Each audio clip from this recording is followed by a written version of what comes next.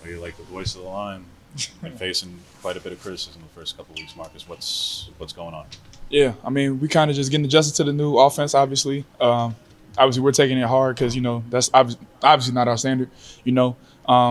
Getting some of the wrinkles out early, you know what I'm saying? Unfortunately, it's not coming out the way we want it to go, but we do a great job of bouncing back and making sure we clean up the stuff that, needs to be fixed. And so that's what we do. We do it every day in practice. And so once we do that, we'll be good to go. So I don't have I don't lose no confidence in this line. I don't lose no confidence in our quarterback. It actually grows more because we're learning from it. It's a learning experience, and so we just take it on the chin and just keep moving forward. How do you feel like you guys can afford to keep learning when some of the negative plays and the penalties are happening like this? How much more learning can be done at this level? I mean, obviously, you go back and look at film, like you said, you don't want to learn. Obviously, you want to learn from as many positives as you can. You want to try to eliminate as many, DBOs as we can.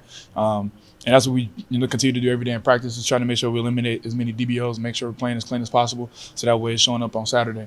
And like I said, we just continue to go, make sure we mastering the things that are giving us problems, and we just keep moving forward. So again, like I said, we don't lose no confidence in our line and any of our guys and our quarterback, and we know we're gonna bounce back. What's the challenge to the interior when you guys changed as much as you did this past week, and even as much as you do in practice? On one hand, you could say, well, practice makes, but 11 changes in a game and 57 plays it's a lot more. I mean, we do it in practice. So I mean, as much as irregular as it is to see something like that happen in practice in a game form, I mean, we kind of stuck to it and just kept trying to figure out what was working for us. And however long until we figure out what needs to work for us, we'll just continue to do it.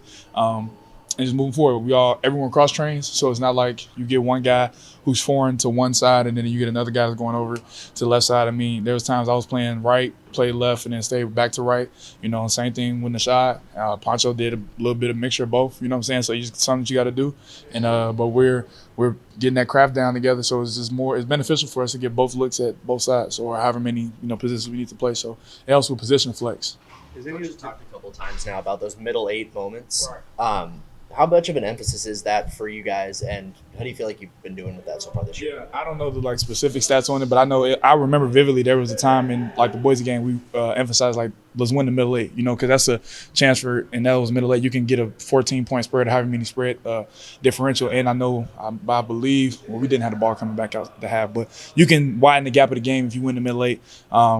And so that's just something we just coach on a lot of the times, and making sure we emphasize it in games, which I think a team does a lot of, a good job of doing that. Sometimes teams will talk about it, early on in the year, and then they will emphasize it in the moment. But I vividly remember hey, let's win the middle eight, So it's a point of emphasis for us. So. Is any of this performance anxiety? Are you seeing things in practice from you guys that doesn't translate to Saturdays? No, not really. We're kind of seeing the same things that we see practice, from a look standpoint. Again, it's just more so about making sure we're playing clean, emphasizes our technique, and just owning the basics, really. And just taking it one play at a time, not trying to do too much at a time.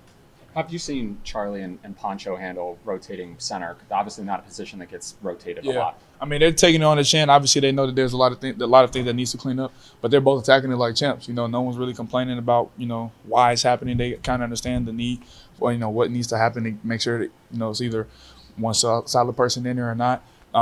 And they just kind of make sure that they're just up on their craft, First road environment of the season. Yeah. Obviously, that can cause issues for pre-snap stuff. What's the focus this week? How's that kind of come together? What's your confidence level there? It's confidence through the roof. We're making sure we get those, try to make sure you get a game look in practice. So we got our sound system up, boom. We got that whatever, the little weed whacker shit or whatever, that little whatever. We got that going on during practice, just to make sure, we kind of try to re-emphasize that environment now, because we know it's going to be like on Saturday. That stadium's going to get loud, it's going to get rowdy, going to have that, the weed whacker or whatever. We're going to have that going. There we go. That's what it was. We're going to have that chainsaw going. And, just making sure we get that environment now, so that way on Saturday, it's second nature to us. What stands out to you about the 22 game? What do you remember of that? Made it worse than the 22 game. It was loud, and the stadium behind us wasn't even finished. You know what I'm saying? And kind of just to go back and look at that game, and we had a big lead going into the fourth game, and then all of a sudden, it just wasn't there anymore. You know what I'm saying? I just see a sea of orange just kind of just coming down. I think the defense was on the field last, and I just see a sea of orange just kind of just pile onto the field, and it was kind of hard just to kind of just sift through that. I think at that point, that's when we kind of eliminated our Pac-12 championship like hopes. So I just kind of remember that moment, kind of just those seniors on that line like Forsyth and Walk and TJ kind of just took that hard because they knew we had like I don't even know how many points we had going into that quarter, like going into that fourth quarter, but it was a big margin, and I just kind of remember like feeling sad because it was like dang, like when we let that spread get closed, and then we don't go to the Pac-12 championship that year, and a year where we for sure, I know we could have played, at least competed in that championship. So it was a hurt moment, but I just remember it was loud and just see that orange just piling on the field. So how comfortable would you be repping at center in a game? Yeah, obviously it's something I practice every day, so I wouldn't have no problem going to it if need be for the team. But right now we're kind of just sticking with the rotation that we got right now, and we're kind of finding some familiarity right there. So if it happens, it happens. If it's not, I kind of just stay where I'm at the guard, both guard spots, and kind of just keep doing what I'm doing from there. So. How much does going up against a team like Oregon State that's known for their trenches and their offensive line play help motivate you and the rest of the line to kind of be at your best and be at the top of your game? Yeah, I mean, just not only them. I think every week is a testament to see how the trenches moving forward. I think this is another obstacle in the way that we got to go through, and just a testament to how tough we are as offensive line and how we're going to handle things on Saturday, and we'll keep moving forward from there.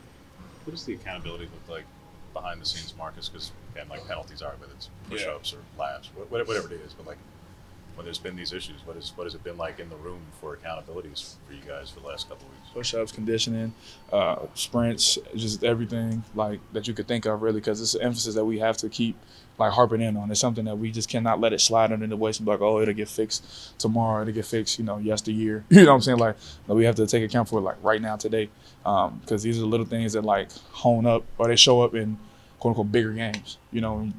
7, 8, 9, however many penalties, like that's not a good thing at all for anybody. Winning football does not have 8 penalties out there on the field. And as an offense, that's like the main points of emphasis is play clean. You can't play clean when, you start off in some of your series, you're like 1st and 15, 1st and 20. You know what I'm saying? Or you get in the rhythm, you get the first down, and now you're back because of a holding call. That's just not standard, and it's something we're going to the doctor and we're fixing, because it's like it's painful to really see, because you can't build any momentum, you can't build any rhythm, like you just can't do anything moving forward when you're shooting yourself in the foot, So, like I said, we just continue to go to the doctor and just honing in on the pieces that look like we can't be the offense that we want to be if we aren't even gaining any momentum and we're shooting ourselves in the foot from the first drive. So it's just something we're gonna keep harping on and just keep figuring out what's the heel that we got to do to get this together, because this is not standard at all in terms of like all these penalties, pre-snap penalties, and having a setup behind the sticks. That's just not who we are.